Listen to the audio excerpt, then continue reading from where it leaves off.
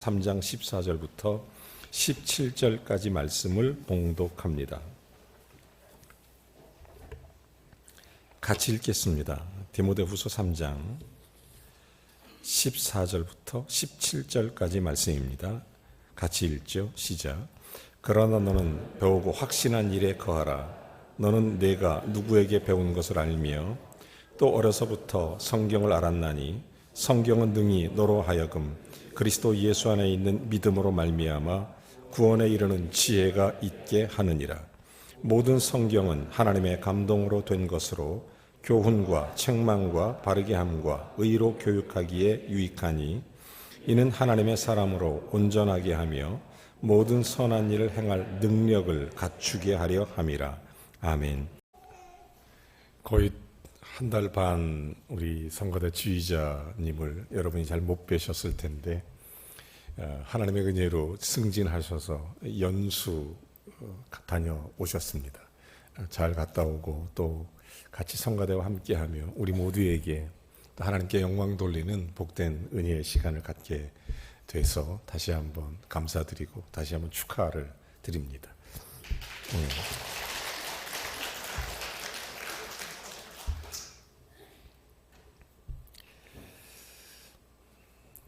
12월 첫째 주일, 저는 개인적으로 참 잊지 못하는 주일입니다.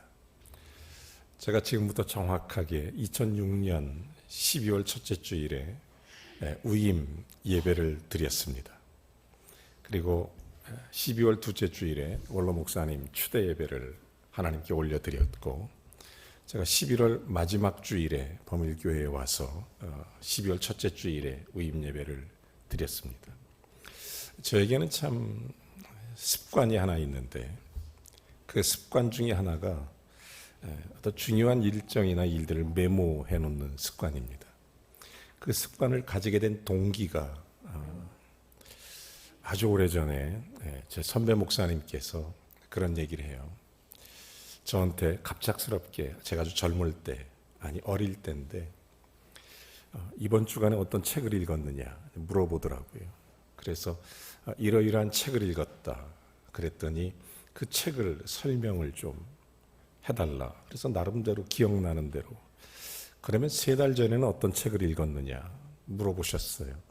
근데 분명히 읽었는데 그 내용이 잘 생각이 안 나는 거예요. 그러면서 그때 저에게 충고를 하나 해주셨습니다. 어떤 좋은 책을 읽으면 그 책을 한 문장으로 요약할 수 있으면 얼마나 좋겠냐. 그래서 그때부터 메모하는 습관이 생기기 시작했습니다. 그 책을 읽으면 그 책에서 주는 메시지, 이걸 한 줄로 메모하기 시작했습니다.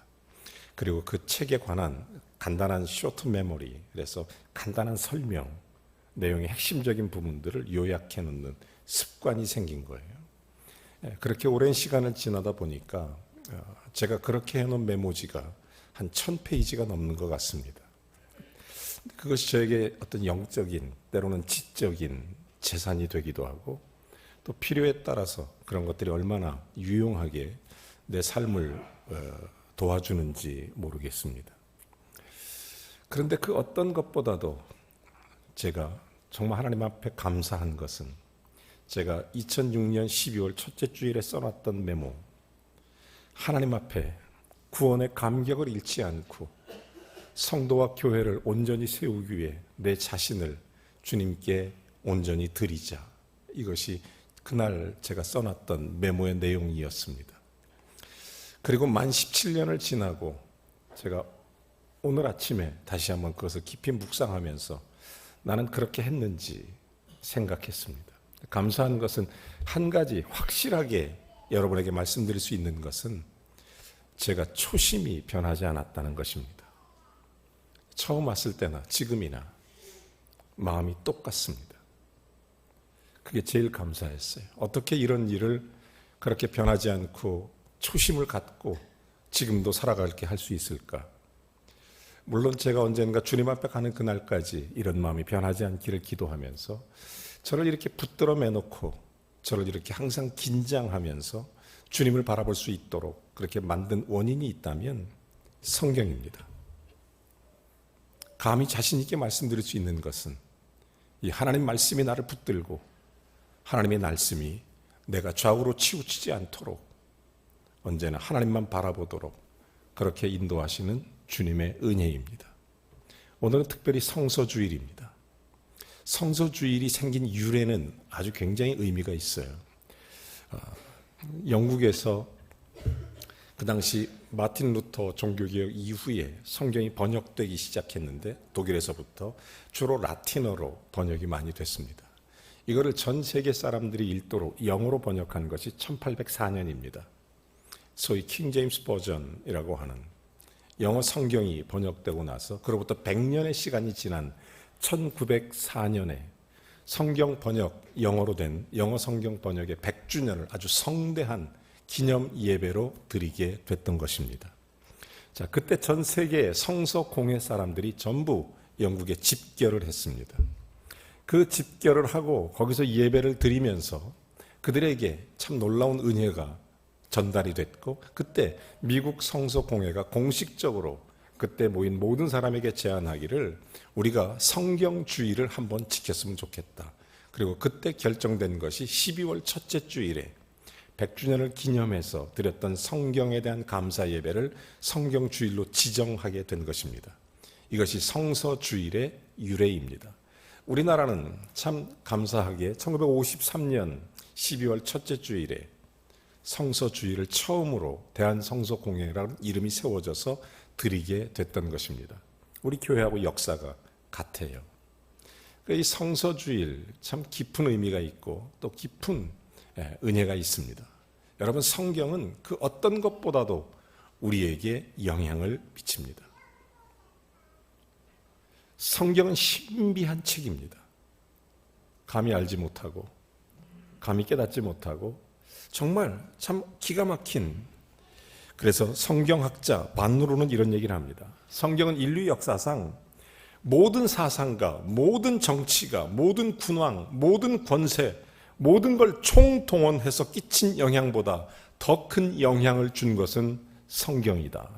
이렇게 말했습니다. 아브라함 링컨, 성경이 없이는 정치는 불가능하다. 이런 얘기까지 합니다. 잔 다르크는 이런 얘기를 하죠. 성경은 재상을 하인처럼 만들기도 하고 거지를 당당하게 하나님의 자녀라고 외치게 만들기도 한다. 그렇습니다. 하나님께서 우리 인간에게 주신 가장 큰 선물, 비할 바 없는 것, 여러분, 그것은 예수 그리스도일 것입니다. 죽을 수밖에 없는 우리에게 생명 되신 예수 그리스도를 우리에게 주셨습니다. 그분을 통해서 이 땅에 우리에게 생명의 은혜가 왔습니다. 이 땅에 예수님이 오시지 않았더라면 우리는 모두 마귀의 꾀임에 넘어가고 마귀 속으로 들어가고 지옥에 가고 말 것입니다. 영원히 죽어 마땅할 그런 존재였을 것입니다. 그러나 우리 주님이 이 땅에 오셔서 십자가를 지시고 저와 여러분을 구속하시고 죄를 담당하셔서 우리에게 하나님의 놀라운 은혜의 생명을 허락해 주신 것입니다. 하나님의 자녀가 된 것입니다. 이것이 복음입니다. 이것이 기록되어 있는 것이 성경입니다. 자, 말씀이 육신이 되어 우리 가운데 임하신 주님, 여러분, 그 속에 성경은 이 사실을 우리에게 알려주는 것입니다. 말씀이 육신이 된 것이 복음이죠. 그것이 주님이고 말씀이 기록된 것이 성경이고 기록된 말씀이 선포되는 것이 설교입니다. 그러므로 기독교는 성경이 없이는 불가능합니다. 기독교는 성경이 없이는 아무것도 할 수가 없습니다. 여러분, 인류 최초의 성경은 십계명입니다. 이스라엘 백성들이 출애굽해서 가나안 땅으로 갈 때 하나님께서 이스라엘 백성들에게 명령을 하셨습니다. 하나님의 규례를 주신 거죠. 그게 십계명이에요.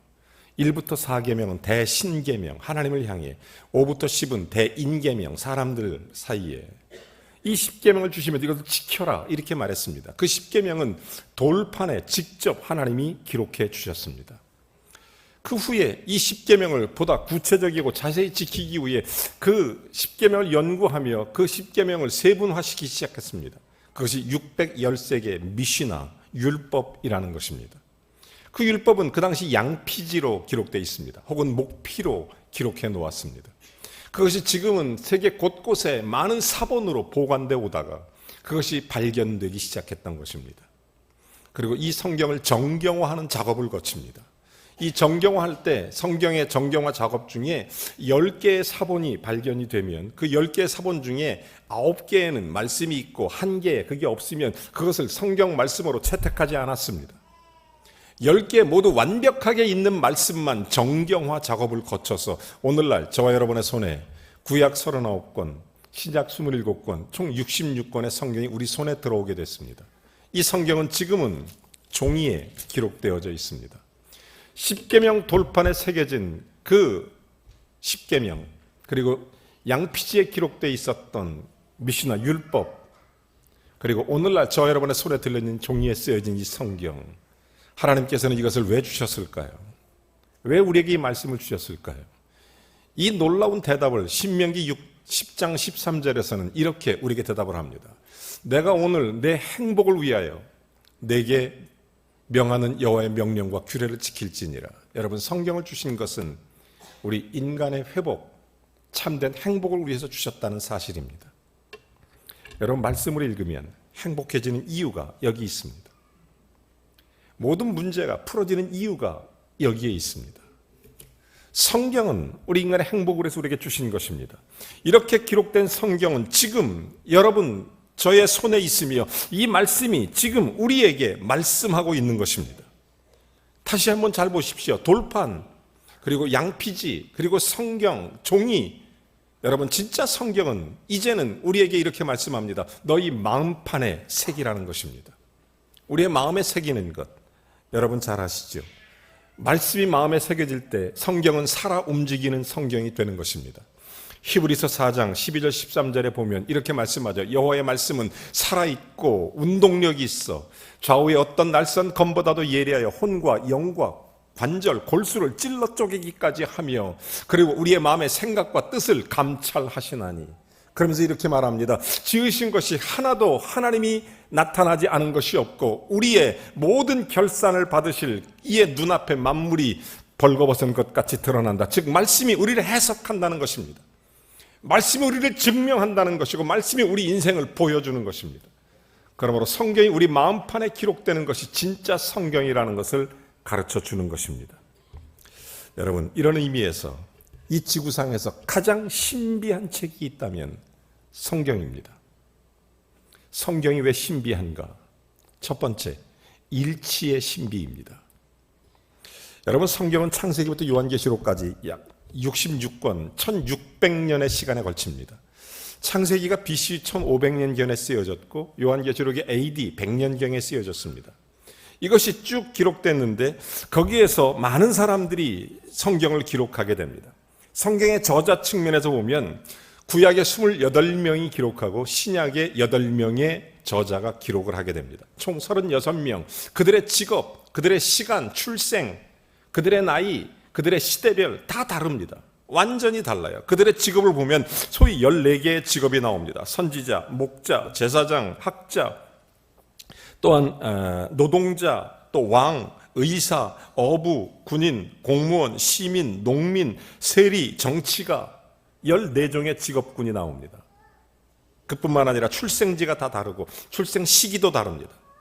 1600년 동안 그런데 이 사상과 이념이 다 다르지만 통일된 주제, 또 통일된 메시지로 이렇게 완벽하게 여러분 그 역사상 어떤 것도 1600년간 기록된 책은 없습니다.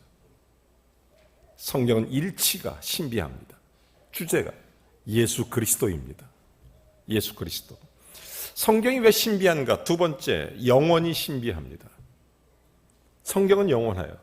이사야 40장 8절은 이렇게 말합니다. 푸른 마르고 꽃은 시들지만 우리 하나님 말씀은 영원히 서리라. 하나님 말씀은 영원합니다. 영원해요. 여러분, 볼케르라는 사람, 무신론의 철학자, 아주 대표적인 분이 이런 얘기를 해요. 앞으로 100년 안에 기독교 성경은 사라질 것이다. 큰 소리 빵빵 치고 그렇게 얘기했는데 참 재미나게 그의 집은 지금 성서공예 연구센터가 되고 그의 집은 지금 성경을 보관하는 성경 창고가 되어 있습니다. 놀랍죠. 영국의 무신론자는 리스털돈 그리고 길버 웨스트가 성경의 허구성을 연구하기로 결심을 했습니다. 그 당시 유명한 학자들인데 열심히 연구했어요. 그런데 2주가 채 안 돼서 자기들이 성경을 연구하기 위해 성경을 읽다가 자기들의 죄인인 것, 특별히 예수 그리스도의 십자가의 죽으심과 부활, 사도 바울의 회심, 설명할 방법이 없었습니다. 그들 속에 예수 그리스도의 성령의 은혜가 임하여 그들이 하나님을 믿습니다. 그리고 진심으로 회개합니다. 약속이나 한 듯이 자기가 죄인임을 깨닫게 됐던 것입니다. 여러분, 역사상 성경을 없애려는 모든 사람들은 전부 다 없어졌습니다. 그러나 성경은 영원한 책입니다. 며칠 전 날씨가 너무 좋아서 영도에 잠깐 볼 일이 있어 갔는데 거기에서 5, 6도가 잘 보였습니다. 너무 깨끗하게 보이는데 속으로 이런 생각했습니다. 저게 몇 년 동안이나 저기 서 있었을까? 변함없이 아주 오래전에 처음 봤던 5, 6도, 지금 보는 5, 6도 똑같아요. 변함이 없어요. 수천 년이 지나면 깎이고 그러겠죠. 여러분, 그렇지만 그 어떤 비바람과 어떤 핍박과 어떤 어려움에도 전혀 1.1핵도 변함이 없이 오늘날까지 보존되는 영혼의 신비, 지금도 성경은 그렇게 우리에게 영원히 함께하고 있는 것입니다. 마태복음 5장 18절 여러분 잘 아시죠? 천지는 없어진다 하더라도 하나님 말씀 1.1핵도 없어지지 아니하리라. 여러분, 성경은 세 번째 변화의 신비입니다. 놀랍게 성경을 대하는 사람마다 변화가 됩니다. 변할 수 없는 사람이 성경을 대하면 변화가 일어납니다. 여러분, 성경을 읽으면 변화가 일어나요. 아프리카의 유명한 성자 슈바이처가 어린 시절 성경을 읽다가 누가복음에 나오는 부자와 나사로의 이야기를 읽고 진심으로 거듭납니다. 그리고 나서 아프리카에 헌신을 한 것입니다. 유명한 영화 베너러슨, 유 웰레스, 그분은 그런 얘기를 하죠. 자기가 무신론자로 다른 사람을 비판하기 위해서 그런 문학가로 그 당시 장군 정치가였는데 그는 그 친구 잉걸송과 함께 기독교를 말살시키자 이런 연구를 하다가 그가 성경을 읽어가는 가운데 그는 도서실에서 반기독교적 성경을 뒤지다가 오히려 성경의 놀라운 역사의 변화가 일어납니다. 그리고 만든 영화가 유명한 벤허라는 영화입니다. 성경을 읽는 사람들은 다 변화됐습니다. 성경을 읽으면 변화됩니다. 성경을 읽으면 변화가 일어납니다. 여러분, 이게 신비합니다. 일본에서 이사이 도이키라는 아주 나쁜 악마 같은 사람이 있어요. 이 사람은 어린이, 노인, 남자 여자 가릴 것 없이 살인마입니다. 48명을 죽인 사람이에요. 희대의 살인마입니다. 얼마나 악독한 못된 사람인지. 이 사람이 사형 선고를 받습니다. 당연하죠. 감옥에 갔어요. 그런데 어떤 목사님이 기도하다가 저런 사람도 구원받았으면 좋겠다. 주님 마음이 들어서 이사이 도이키를 찾아갑니다. 면회를 갔어요. 근데 면회를 가서 그 사람 얼굴을 보는 순간 얼마나 악마 같은지, 얼마나 무서운지 전도는커녕 놀래서 도망치는데, 놀래서 도망치고 나오다가 그만 성경책 하나 집어던지고 막 도망쳐 나왔습니다. 이분이 얼마나 악독한 얼굴인지. 그런데 이 이사이라는 이 살인마가 어느 날 심심해서 목사님이 던져주고 간 성경책 하나를 집어들었습니다. 성경을 읽어가는데 예수 그리스도가 오른편 강도를 구원하는 장면에 자기의 눈이 멈췄습니다. 예수님, 정말 이런 사람도 구원해 주시나요? 예수님, 정말 자기를 향해 침 뱉는 사람들을 용서해 주시는데 그 이유가 주님의 사랑이라는데, 그러면 주님, 나 같은 사람도 용서받을 수 있나요? 그러면서 갑자기 눈물이 쏟아지고 거기서 회개합니다. 물론 사형을 집행해서 그는 사형으로 죽습니다. 그렇지만 그는 회개하고 그 마지막 말을 이렇게 남깁니다. 나는 진심으로 하나님 앞에 내 죄를 회개합니다. 여러분, 성경은 사람을 변화시킵니다. 여러분, 성경을 대하는 사람마다 변화를 받는 것은 신비한 것이 아니라 사실은 당연한 것입니다. 왜냐하면 성경은 변화된 사람들의 이야기로 가득 차 있습니다. 사울이 바울이 되고, 아브라함이 아브라함이 되고, 사레가 사라가 되고, 시몬이 베드로가 되고, 야곱이 이스라엘이 되고, 이렇게 성경은 변화된 사람의 이야기로 가득 차 있습니다. 여러분, 미국의 앤드류 존스 대통령, 성경은 우리 미국에 완전히 설 수 있는 반석이다, 그 말을 듣고 있었던 그리그라는 장관이 이런 기록을 남겼답니다. 성경을 읽는 내용, 대통령이나 정신적으로 육체적으로 노예를 만들 수 없다, 이런 얘기를 했습니다. 어떤 소년이 성경책을 즐겨 읽으니까 믿지 않는 아버지가 그 꼴이 보기 싫었습니다. 야 이놈아 공부해야지 왜 성경을 읽느냐. 내일이 시험날인데 왜 성경을 읽느냐. 아버지 성경 조금 더 읽고 공부할게요. 그걸 못 참고 아버지가 화가 나서 그 성경책을 뺏어서 불에 던져버렸습니다. 불에 타들어가는 성경을 보면서 이 아들이 마음이 아팠지만 싱긋이 웃고 있어요. 아버지가 화가 더 나요. 야 이놈아 네가 좋아하는 성경을 불에 던졌는데 왜 웃고 있느냐. 그때 아들이 이런 얘기를 합니다. 아버지 내 마음에 성경은 없앨 수 없잖아요. 저는 실제로 이런 사람 목격했습니다. 한 여자분이신데 젊은 아가씨였어요. 이름은 서보석입니다. 서보석. 이름도 예쁘죠. 이분이 아가씨 때 예수를 믿었어요. 성경을 읽습니다. 그의 아버지는 그 당시 경찰 아주 유명한 간부예요. 대전에서. 그런데 그 딸의 성경책을 뺏어서 불에 2번이나 집어넣었어요. 2번이나. 그런데도 성경을 가까이 하는 거예요. 늘 예배드려요. 하나님 앞에 나왔어요. 늘 엎드려 기도합니다. 얼마나 힘들겠어요. 근데 우연치 않게 그 교회 다니는 전도사님, 이름이 장우봉이라는 전도사님이에요. 그 당시. 그 자매의 모습을 보고 감동을 받아요. 그리고 정말 훌륭하신 그런 전사님이신데 그 모습에 감동하고 프로포즈를 합니다. 그러니까 둘이 결혼했어요. 그리고 장우봉 전사님이 목사님이 되고 이 서보석이라는 아가씨는 사모님이 돼요. 그래서 결혼하자마자 미국으로 공부하러 갔어요. 여러분 미국에서 귀한 사역을 많이 하는데 미국의 유명한 알래스카 침례교회, 혹시 하와이 계신 분, 갔다 오신 분 있는지 모르겠지만 하와이 갔다 오시면 와이키키 해변에 하와이 침례교회가 있어요. 그 교회를 세워서 담임하신 분이 그 장우봉 목사님이세요. 그 사모님이 서보석 사모님. 제가 어렸을 때 참 좋아하던 누나였었어요. 저보다 한참 나이는 위지만. 여러분 성경을 사모하면 변화가 일어나요.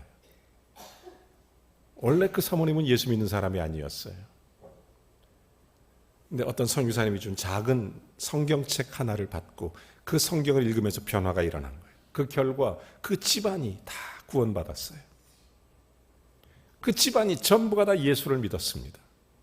얼마나 감사하고 얼마나 귀한지 모릅니다. 여러분 성경은 변화의 신비가 있습니다. 성경을 가까이 하십시오. 변화의 신비가 일어납니다. 여러분 화이트헤드는 이런 얘기를 합니다. 성경은 나그네의 안내서다. 뿐만 아니라 순례자의 지팡이며 조종사의 나침판이고 십자가 군병의 무기이며 크리스찬의 생활 현장이다. 성경으로 천국이 열리고 성경으로 지옥문이 닫히며 성경으로 문화의 광산이 열리고 영광의 놀라운 파라다이스가 열린다. 성경은 환희의 강물이다. 여러분 성경을 생각하십시오. 성경을 마음판에 새기십시오. 그리고 성경으로 삶을 살아내십시오. 거기에 하나님의 변화가 일어납니다. 여러분뿐만 아니라 여러분을 만나는 모든 사람들의 변화가 일어납니다. 여러분 성경은 저는 4번째로 능력의 신비가 있습니다. 성경을 읽는 사람들은 능력을 받습니다. 성경 속에는 하나님의 말씀의 권세가 들어있습니다. 성경 말씀대로 그대로 기도하면 이루어질 뿐만 아니라 성경 말씀으로 우리의 심령을 치유합니다. 우리의 생각과 마음을 다스려 줍니다. 성경이 주는 능력, 여러분 성경은 허기진 사람에게 맛있는 음식처럼 때로는 기름 떨어진 탱크에게 주유소에 기름을 넣듯이 강력한 무기를 만들어주기도 하는 것입니다. 1977년 세계에서 제일 높은 에베레스트 산에 세계에서 8번째로 한국 사람들이 그 산을 정복했습니다. 대대적으로 뉴스가 난 적이 있죠. 저도 중학교 다닐 때, 고등학교 다닐 때인가요? 그 뉴스를 접한 적이 있어요. 여러분 그때 그 대장이 고상봉이라고 하는 대장, 이분이 크리스찬이에요. 그 부인도 아주 믿음이 좋은 크리스찬입니다. 에베레스트 산 등정을 위해서 여기서 출국하기 전에 목사님이 함께 예배를 드립니다. 그때 주셨던 말씀 시편 121편 말씀이었습니다. 내가 산을 향하여 눈을 들리라. 하나님의 도움, 나의 도움이 어디서 올까? 천지를 지으신 여호와에게서로다. 이 사람들이 네팔에 도착해서 에베레스트 산에 올라갑니다. 첫 번째 그 기착지에 이르러서 에어포켓이 바닥이 나기 시작해요. 그래서 라이스파레 그 펄을 지날 때 위험이 도사리고 있습니다. 그럴 때마다 그들은 시편 121편을 꺼내 읽었어요. 그의 아내가 이 등반대원들이 등반할 때 가면서 선물에 그 포켓에다가 작은 포켓 성경 하나씩 집어넣어줬습니다. 그들이 힘들 때마다 그걸 읽었습니다. 시편 121편, 내가 눈을 들리라. 산을 향하여 눈을 들라. 나의 도움이 어디서 올꼬? 천지를 지으신 여호와에게서로다. 이 말씀을 반복하고 반복하면서 결국 그 산에 올라가서 맨 꼭대기 구상봉 대장이 올라가 한국 태극기와 네팔 태극기를 흔들었습니다. 신문에는 그 모습만 나왔지만 실제로 그걸 흔들고 난 다음에 에베레스트 한 8번째로 세계에서 올라갔던 이 구상봉 대원이 태극기와 성경을 그 얼음 속에 묻고 내려오는 것입니다. 사랑하는 여러분, 그들은 지금도 간증합니다. 에베레스트 산을 등정했던 것은 우리들의 힘이 아니라 하나님의 능력이었다. 지금도 성경을 읽는 사람들에게는 하나님의 능력이 임합니다. 여러분, 지치고 힘들고 어려울 때마다 성경을 읽고 묵상하고 먹고 듣고 쓰고 암송하고 끝없이 성경대로 살려고 노력하고, 성경은 우리의 인생 자체를 능력 있게 하는 것입니다. 우리의 성경의 능력을 허락해 주시는 거예요. 독일의 유명한 괴테가 그런 얘기를 하잖아요. 영국은 셰익스피어와 성경의 나라였다. 성경은 영국을 만들었다. 여러분, 그렇습니다. 여러분, 독일의 유명한 괴테도 그런 얘기를 해요. 독일의 위대함은 성경 번역을 했던 종교개혁 이전과 이후로 나눈다. 여러분, 독일이 종교개혁 이후에 얼마나 많은 음악과 얼마나 많은 사상가, 얼마나 많은 철학자, 얼마나 많은 그런 학식 있는 지도자들이 많이 나왔습니까? 그 전에는 어떻나요? 괴테가 그런 얘기를 해요. 종교 이전과 이후가 완전히 다른 민족이다. 여러분, 성경을 사랑하면 능력이 있습니다. 저는 마지막으로 성경의 신비는 생명의 신비입니다. 성경을 읽으면 생명이 옵니다. 예수 그리스도의 생명이 임해요. 생명 때문에 성경은 하나님께서 우리에게 주신 책입니다. 하나님과 함께였던 인간이 마귀의 말을 들으며 마귀 식구로 떠나면서 잃어버렸던 생명, 이걸 찾아주려고 하나님께서는 예수 그리스도를 이 땅에 보내셨고 그 예수님 안에 생명을 얻게 해주신 것입니다. 그 복음이 성경에 담겨 있습니다. 그래서 성경은 의인 이야기가 아니라 죄인 이야기가 훨씬 많습니다. 그래서 죄지은 탕자 이야기, 의로운 아벨의 이야기보다 죄지은 가인의 이야기가 더 많이 기록된 이유입니다. 사람들이 로봇을 만들어도 그 안에 생명을 줄 수 없어요. 아무리 조화가 좋아도 생명 있는 꽃처럼 향기를 낼 수는 없는 것입니다. 아무리 과학이 발달해도 생명을 만들 수는 없습니다. 성경은 자기의 생명을 경히 여기는 자를 죽었으나 자기의 생명을 귀히 여기는 자는 하나님께서 살려주신 것입니다. 여러분, 성경은 생명입니다. 성경을 사랑하면 생명을 귀히 여기는 것입니다. 얼마 전 한국을 떠들썩게 했던 비극적 사건이 다른 종교계의 가장 대표적인 인물이었던 모 스님께서 소위 소신공양이라는 것을 선택해서 모든 사람들을 놀라게 하는 그런 사건이 있었습니다. 저는 마음이 너무너무 아팠어요. 성경을 사랑하면 생명을 사랑합니다. 성경은 생명의 신비가 있습니다. 성경은 생명이 있어요. 사랑하는 여러분, 영원히 신비한 성경을 읽으며 우리는 성경 냄새도 맡을 수 있고 생명을 선물로 받을 수 있고, 그래서 생명 있는 성경이 신비한 것입니다. 성경은 신비한 책입니다. 창세기부터 요한계시록 1600년 동안 36명의 저자의 내용이 일치함이 신비합니다. 그리고 성경이 영원히 말씀이 서가는 것도 신비합니다. 세상의 모든 것 다 때와 기한이 있지만 성경은 영원한 것입니다.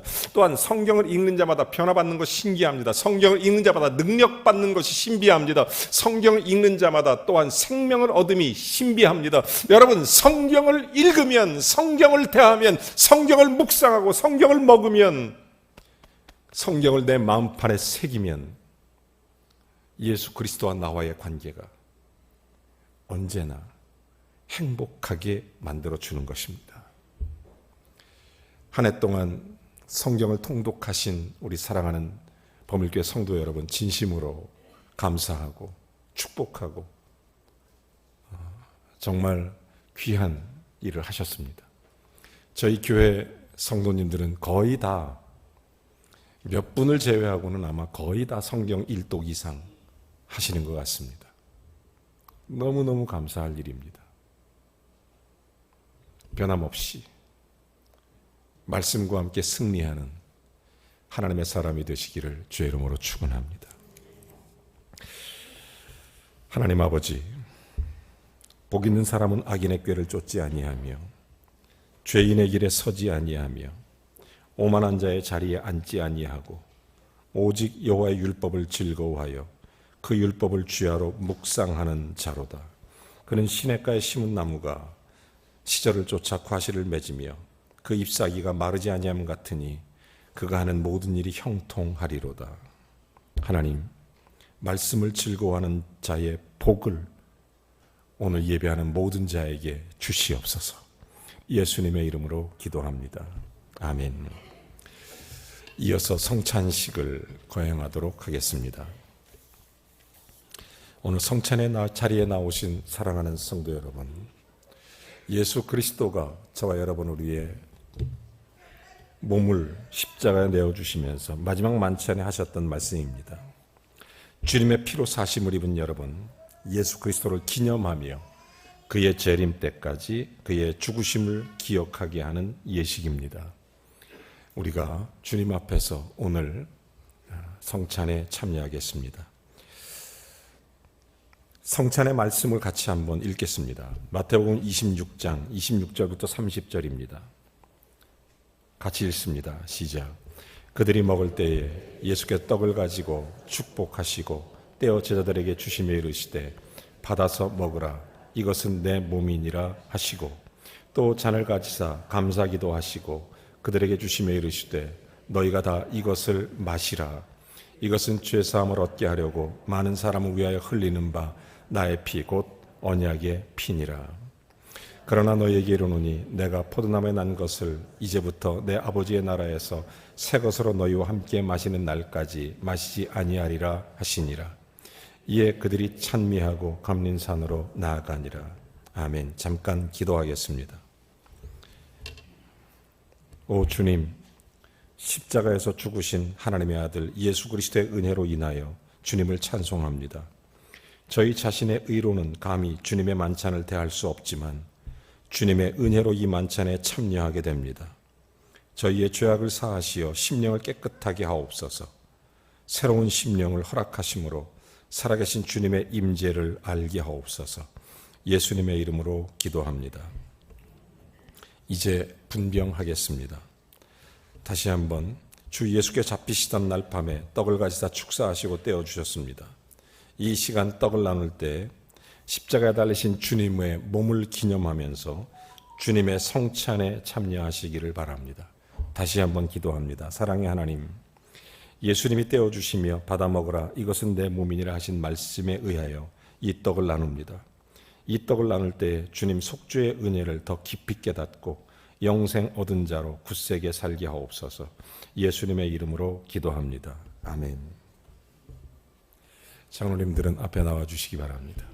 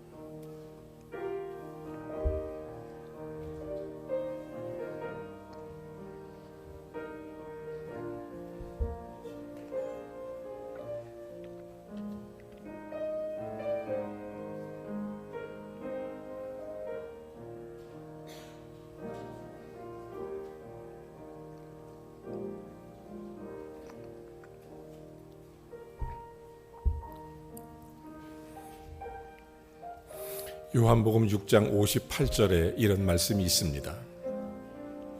이것은 하늘로서 내려온 떡이니 조상들이 먹고도 죽은 그것과 같지 아니하며 이 떡을 먹는 자는 영원히 살리라.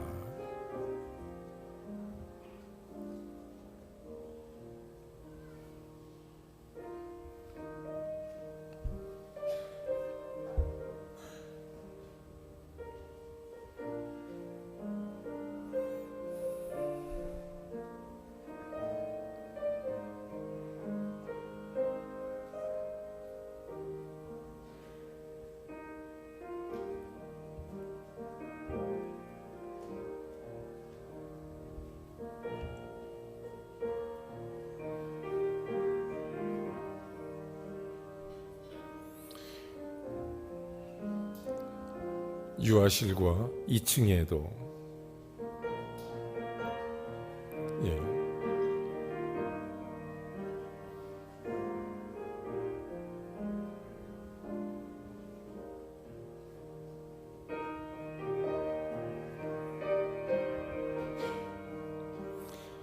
지금 받으신 떡은 우리를 위해 찢기신 주님의 몸을 상징하는 떡입니다.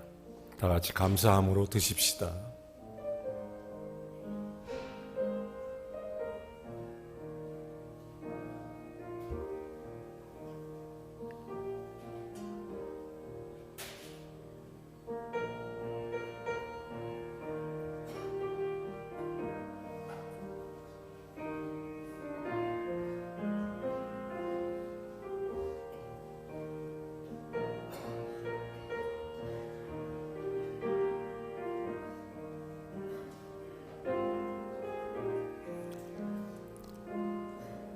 빠짐없이 다 드셨습니까?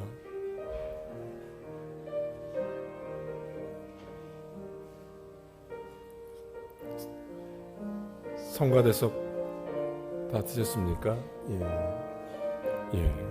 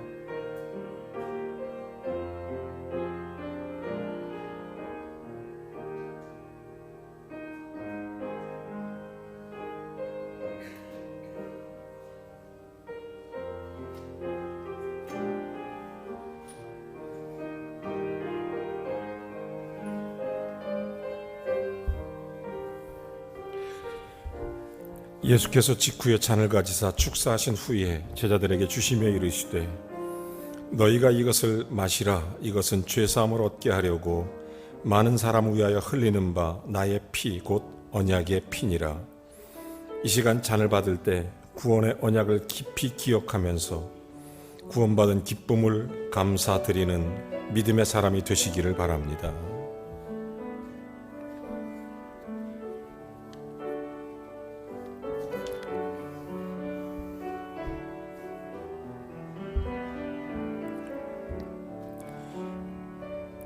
요한복음 6장 53절에 보면 이렇게 말씀합니다. 율법을 쫓아 거의 모든 물건이 피로써 정결케 되나니 피 흘림이 없은즉 사함이 없느니라. 히브리서 9장 21절. 예수께서 이르시되 인자야 살을 먹지 아니하고 인자의 떡을 마시지 아니하면 너희 속에 생명이 없느니라. 이 잔은 영생의 참된 음료입니다.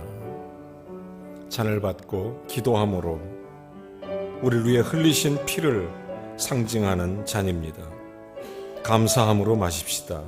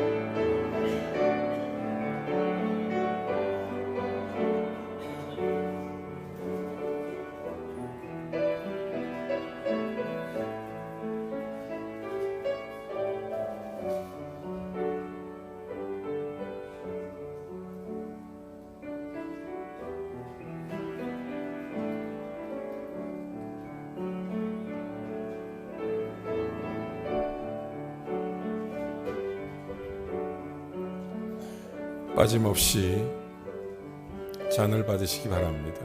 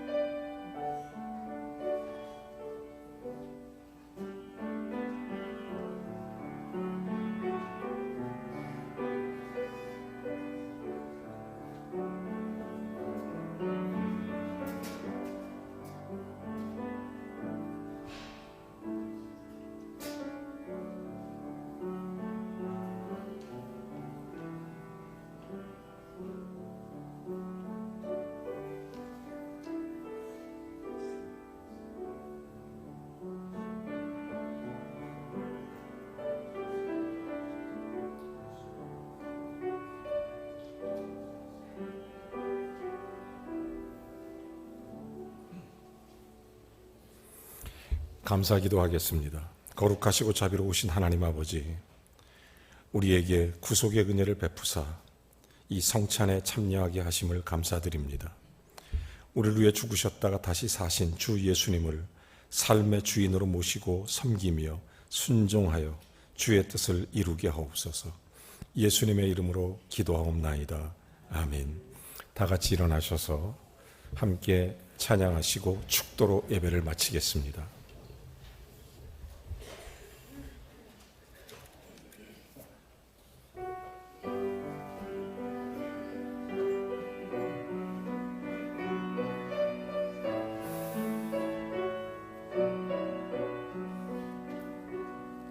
너의 가는 길에 주의 축복이 있으리. 평강의 왕 함께 가시니 너의 걸음 주 인도하시리. 넌 중한 손 너리 끄시리. 아멘. 너의 가는 길에 주의 축복 있으리. 영광의 주 함께 가시니 내가 밟는 모든 땅 주님 다스리리. 너는 주의 길 예비케 되리. 주님 나라 위하여 길 떠나는 나의 형제여, 주께서 가라시니 너는 가라. 주의 이름으로 거칠은 광야 위에 꽃은 피어나고, 세상은 내 안에서 주님의 영광 보리라. 강하고 담대하라. 세상 이기신 주 늘 함께 너와 동행하시며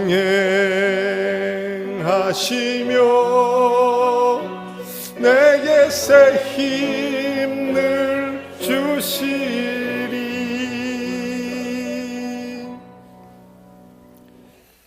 이제는 우리 주 예수 그리스도의 은혜와 하나님 아버지의 극진하신 사랑과 성령의 교통 내주 충만하심이, 하나님 말씀을 마음판에 새기며 그리스도의 몸을 이루어 주의 영광의 길을 걷길 원하는 성도들에게 영권, 인권, 물권이 더해지며 삶의 자리에 그리스도의 은혜의 역사를 아름답게 거룩한 흔적으로 써내려가도록 하늘문을 여시고 축복하시기를 우리 구주 예수 그리스도의 이름으로 간절히 축원하옵나이다. 아멘.